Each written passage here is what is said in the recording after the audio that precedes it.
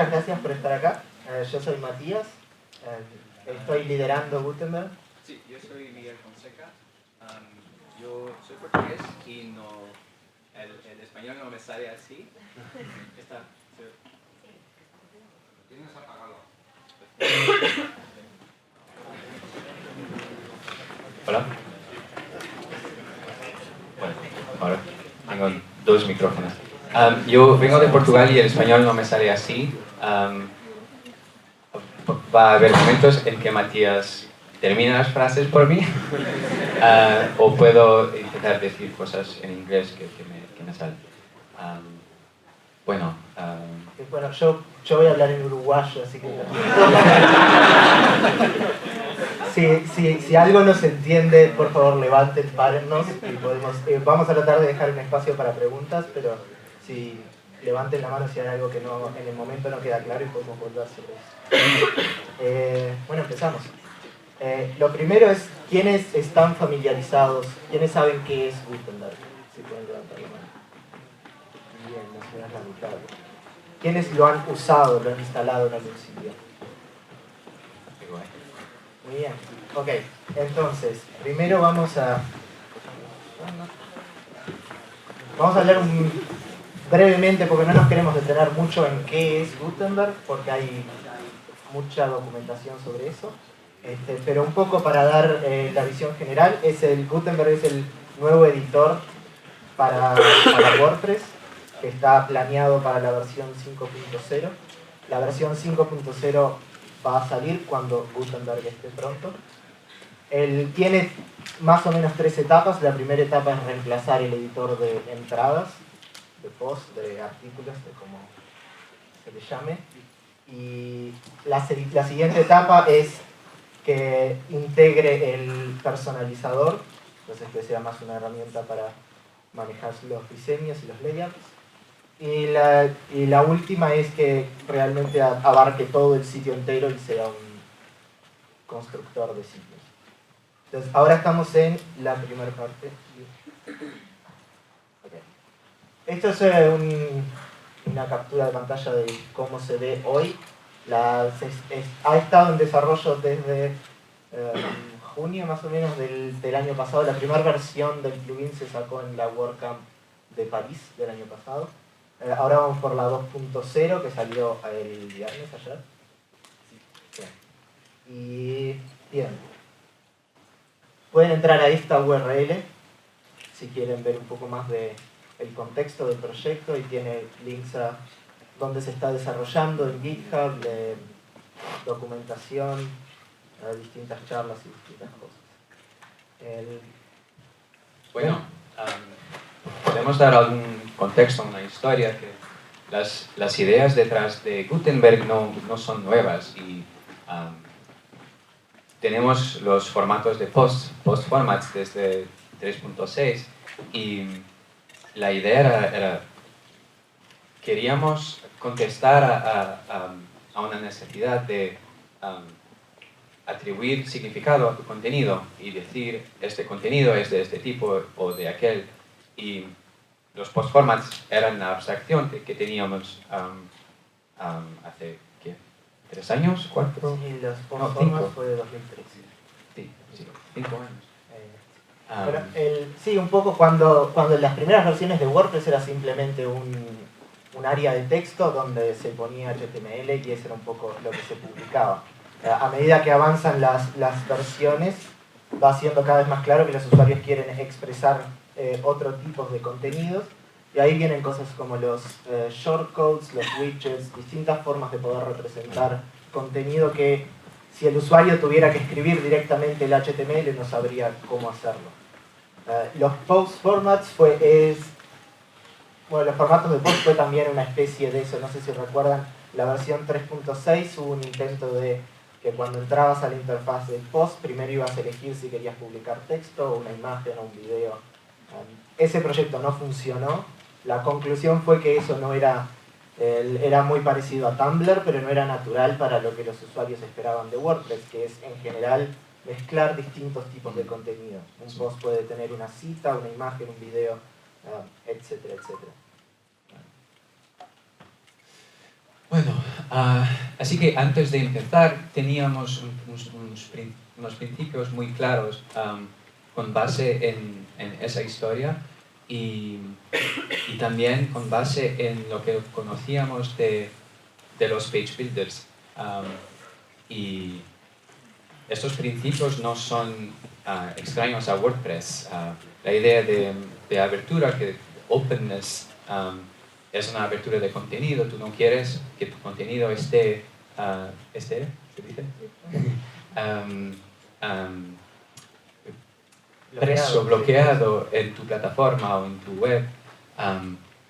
Y bueno, mismo con el código, claro, WordPress es open source. Sí, un poco lo que los últimos años han mostrado, creo que particularmente en España es muy común usar los page builders para, sobre todo los freelancers que tienen que construir sitios. Lo que ha mostrado es que el usuario espera un determinado editor visual que le dé un feedback inmediato de lo que están manipulando y lo que están editando. Y WordPress ya, el editor visual de WordPress ya tenía casi prácticamente una década o por lo menos 7 años y no estaba a la altura de lo que espera el usuario hoy.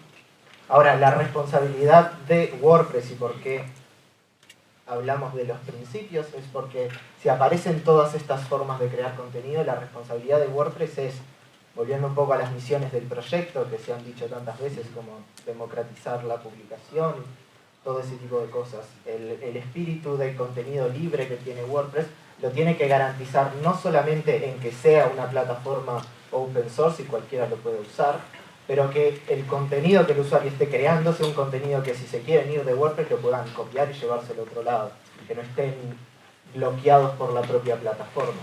Y eso es una responsabilidad de más largo aliento. Estamos hablando de que en los próximos 10, 15 años, en los próximos 30, en los próximos 40, el contenido del usuario siempre sea lo más libre posible.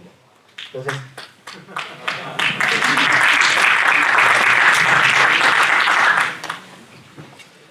bueno, lo difícil con eso es que WordPress es un proyecto grande y tiene preocupaciones como la back compatibility. Tú no quieres que cuando hagan nuevas versiones que tu contenido perca su validez.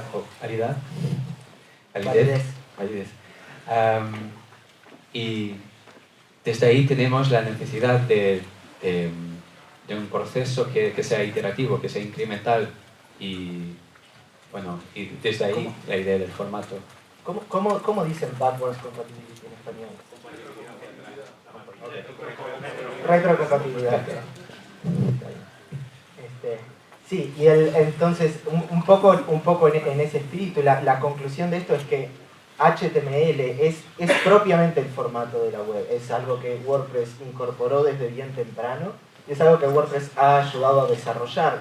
Todo el movimiento, en la charla anterior vimos un poco la evolución de cómo fue el diseño web, todo el periodo más fuerte de los web standards y todos los estándares de la WWW.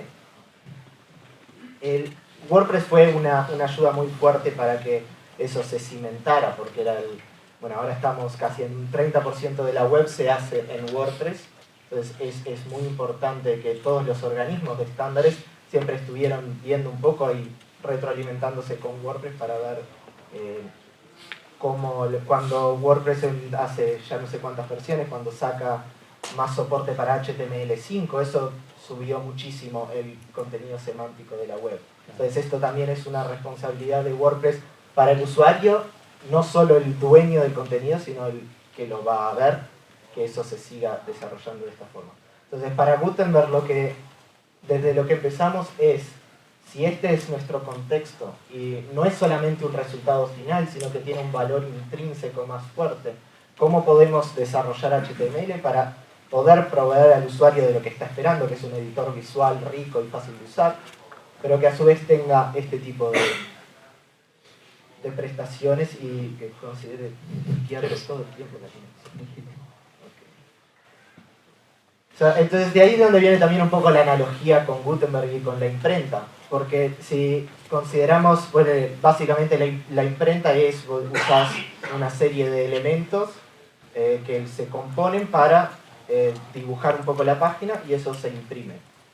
Entonces, la analogía de los bloques sirve también para decir que la forma en que el artículo se compone no queda reflejada en el final. Es decir, cuando vemos la página impresa, no sabemos que estuvo hecha por pedacitos de metal. No, al usuario final eso no le importa. Entonces, la noción de bloques de contenido, que es muy útil para el editor, es enteramente innecesaria para el resultado final. Entonces, esto también era un principio a tener en cuenta, en el sentido de que no queremos contaminar el resultado final con, no sé, etiquetas div por todos lados, porque es algo que el editor precisa. Entonces, el resultado final tiene que ser simplemente lo que el usuario va a consumir y tiene que ser lo más semántico posible. Entonces, ¿cómo podemos hacer del resultado final, de alguna forma, volver a recrear el estado interno del editor que funciona por bloques? Entonces, una forma de imaginarlo es como si la página impresa tuviera marcas invisibles en el texto que después un escáner pudiera pasar por la página y decir, acá se usaron todos estos elementos, y te vuelve a armar en un lugar todos los elementos metálicos para que puedas volver a reorganizarlo. Escribes con tinta de limón. Exactamente. Y ese es el espíritu de los comentarios HTML, que los que hayan probado Gutenberg y visto un poco cómo funciona, habrán visto los comentarios HTML. El año pasado hubieron una serie de polémicas también alrededor de los comentarios.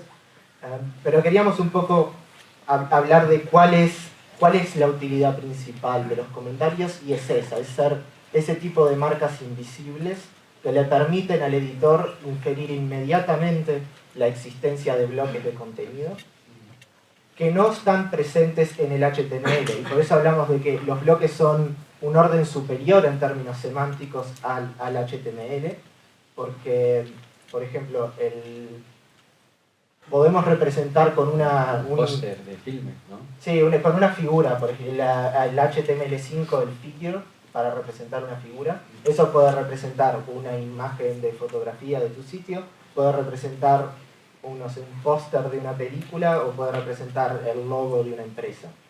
Todos estos elementos pueden ser bloques distintos para el editor porque pueden tener distintas interfaces. Por ahí hay un bloque que les permite, no sé, buscar en las películas de IMDb y insertar el póster. O sea, tiene un significado que va más allá de cómo se representa el HTML. O dicho de otra forma, el mismo HTML puede representar distintos bloques.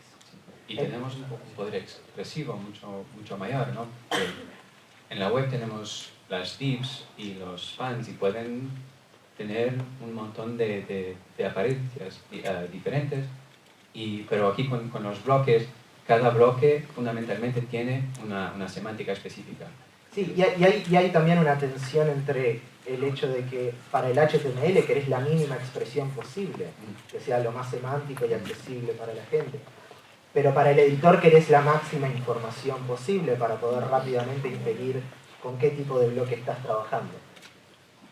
Entonces, los comentarios permiten hacer una lectura, y esa es un poco la estructura del comentario. Para los que también están familiarizados con WordPress, sabrán que WordPress ya usa estos para, por ejemplo, representar la etiqueta de leer más. Si querés estructurar un post en varias páginas, también hay un comentario. La ventaja de estas cosas es que son completamente invisibles en un contexto como un correo electrónico o un lector RCS. O sea, si el servidor no logra transformar esas cosas, el comentario simplemente desaparece. Entonces eso nos daba la ventaja de ser invisibles para el usuario final, pero permitir una certeza léxica en el sentido de que podemos hacer un análisis sintáctico muy rápidamente, saber sin entrar en qué tipo de HTML estamos trabajando, saber qué tipo de bloque es. Que en el otro, si no tuviéramos eso y usáramos otro tipo de recurso como un atributo de data o una clase de HTML, precisarías hacer dos pasos, porque precisarías primero encontrar el elemento que sea un figure en el contenido. Después de que tenés el figure, se te abrirían 4 o 5 posibilidades porque habrían 4 o 5 bloques que podrían haber producido ese contenido. Entonces tendrías que inspeccionar la clase o inspeccionar el elemento data y todo eso empieza a ser costoso. Entonces, esta otra estructura nos permite inmediatamente saber qué tipo de bloque es. De hecho, el primer análisis sintáctico que hace Gutenberg ni siquiera trabaja con el HTML interno. Simplemente desde los comentarios ya infiere una lista de bloques y sigue de largo. ¿Quieres que? Bueno, aquí tenemos un ejemplo de un post con 3 bloques y el contraste es un poco bajo para los comentarios, pero eso es un poco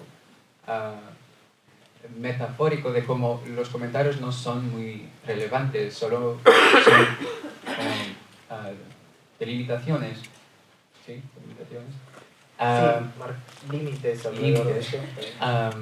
Si miras al párrafo, está diciendo algo que es relativamente obvio para nosotros en este contexto, pero tú podrías tener una p-tag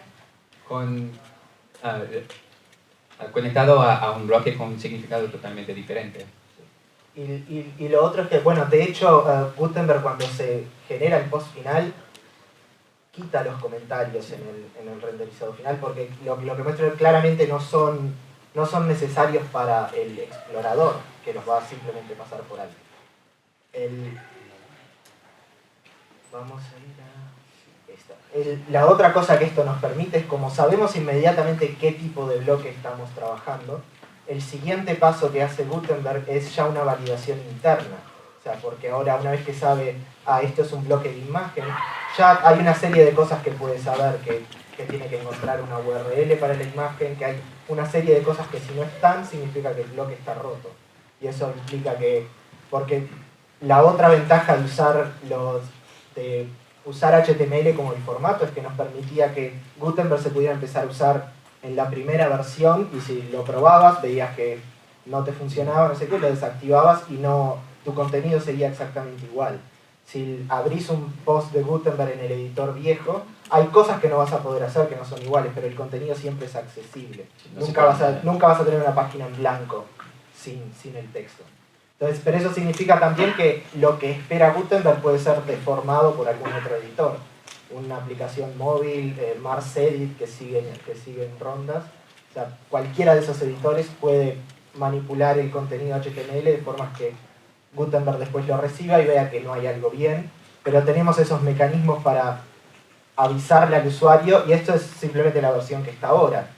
Podés imaginar una comparación que te muestre el antes y el después para que el usuario pueda decidir con cuál se queda, y distintas opciones de transformación, como decir, no, me quiero quedar con el HTML nuevo y no me importa el bloque de Gutenberg. O bueno, inferir cosas más sofisticadas como tu bloque es de este tipo, pero mirando a su contenido, podría ser esta especialización del bloque original. Tú puedes decir, sí, quiero que sea esto en vez del otro. Sí. Y bien, entonces, vamos a ver los atributos. No sé si tenemos a 22 minutos, pero vamos tarde. Sí.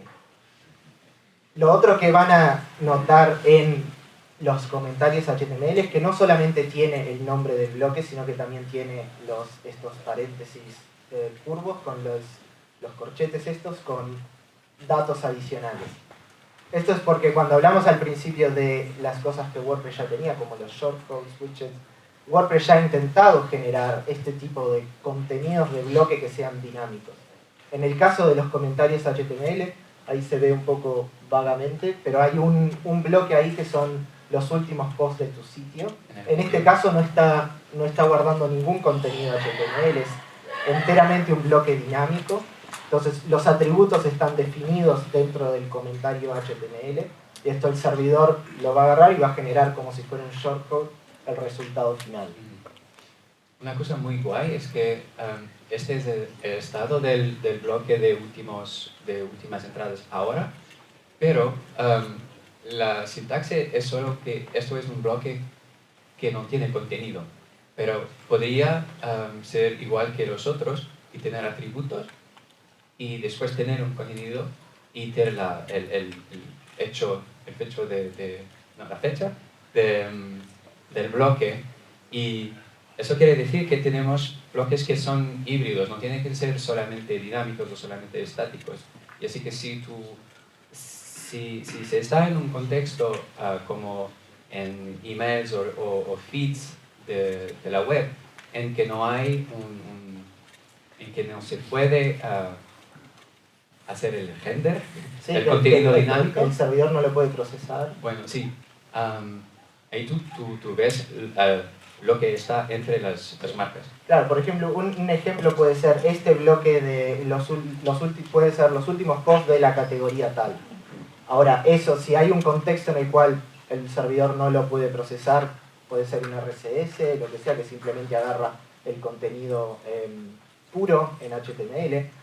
El autor del bloque puede definir un fallback, un contenido por defecto que sea, por ejemplo, una URL que te lleve a la página de categorías correspondientes a esos posts. Entonces, si en el contexto no se puede, el servidor no puede generar los últimos posts, puede sí darte una URL para que cargues eso desde el email y veas los últimos posts. Entonces, esta flexibilidad de tener cuál es el contenido dinámico y qué se le puede dar como contenido por defecto, también lo permite. Lo otro que queríamos mencionar es que si bien Gutenberg guarda todo el contenido en este momento, del post en el HTML, eso no significa que los bloques en sí mismos deban guardar el contenido allí. Los bloques pueden guardar su información en la base de datos en la tabla de meta, y pueden guardar en opciones del sitio. Si hay un bloque que es el título del sitio, esa información obviamente va a estar en un campo específico de la base de datos. Entonces el bloque es más una idea para el usuario, de que pueden insertar todo el contenido que van a manipular en WordPress de la misma manera, pero eso no significa que el autor de los bloques tengan que poner todo como HTML, porque hay cosas que son beneficiosas, como no sé, la proliferación de las metaboxes o los campos customizados. Sí. Se pueden seguir haciendo con los bloques. Me gusta la analogía con la imprenta también porque es la idea de que estas marcas son anotaciones para la tienda tipográfica que va a imprimir contenidos. Y aquí los atributos solamente son referencias y pueden estar en cualquier parte. Puede estar porque es un recurso externo que puede estar en la red y los comentarios guardan el identificador o cualquier cosa. No tiene que codificar todos los datos que tienes. Sí, nos salteamos un par de diapositivas porque se nos está yendo la hora.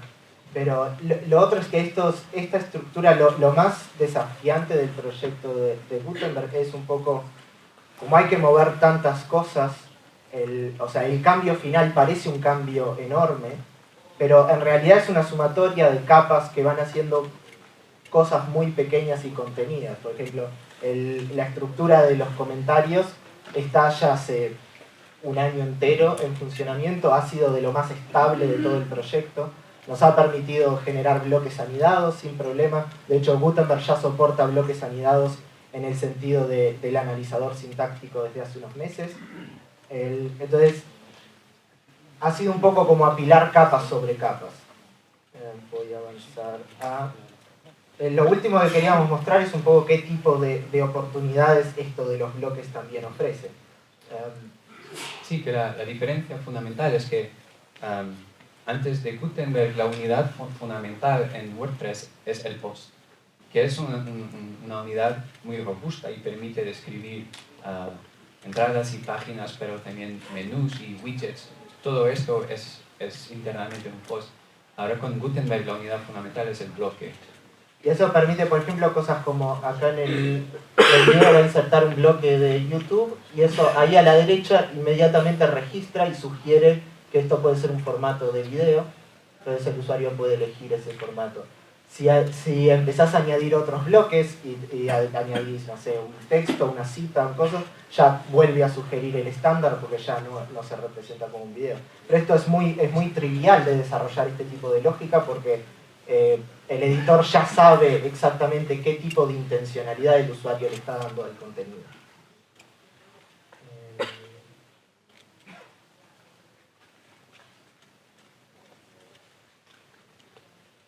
Esto es un poco hacia donde también apunta Gutenberg, que es incorporar, empezar a absorber cosas que antes caían enteramente en el campo de los page builders, y un theme, un plugin puede definir sus propios bloques dentro de esta estructura que Gutenberg asegura que va a ser compatible para WordPress a través de los años. Y bueno, y aquí es la idea de que gracias a los bloques tú tienes la posibilidad de dividir tu contenido de una forma mucho más granular. Y antes tú, si querías colaborar con alguien en un post, lo que tienes es, todo el post está vedado, si alguien lo está editando también. Y con los bloques, cada uno puede trabajar en un bloque, en cada bloque en simultáneo. Claro, y esto funciona. Sí, ahora es mucho más fácil decir que bloqueamos simplemente el bloque específico que el usuario está editando. Entonces WordPress puede ofrecer colaboración en tiempo real de forma mucho más fácil, sin tener que lidiar con problemas de sincronización. Bueno, muy bien, que no creo que tengamos tiempo para preguntas, pero si nos buscan por ahí, estamos contentos de responder lo que sea.